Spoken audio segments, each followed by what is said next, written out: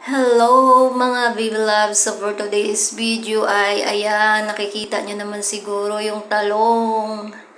So nilalaga ko muna siya guys para madali yung balatan kasi gagawa ako ng tortang talong na may giniling. So sa mga nagtatanong kung paano daw gawin yung tortang talong na may giniling, so panoorin nyo lang yung video na ito guys para ma-idea kayo. Kaso, itong ginagawa ko guys, naisip ko lang din to ha.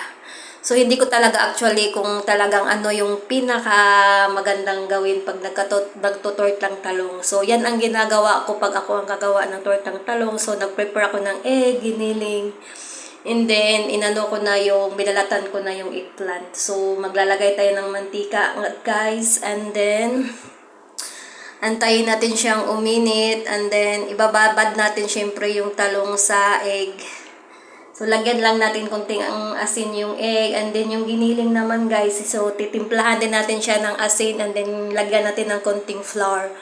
So mainit na yung mantika guys. Ayan, nilagyan ko na siya ng giniling. So panoorin nyo lang guys kung anong ginagawa ko para makita nyo kung paano ko ginawa yung tortang talong. So, ipapatong natin dyan yung ating talong guys na nakababad sa itlog. And then, papatungan na rin natin siya after ng giniling. So, antayin lang natin mag-brown or talagang anong taste nyo sa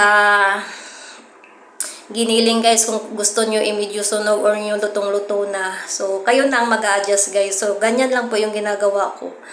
Papatong lang natin yung giniling and then syempre kailangan ayusin natin para naman maganda siya at masakop yung buong talong ng giniling. So, yun lang. Maraming salamat.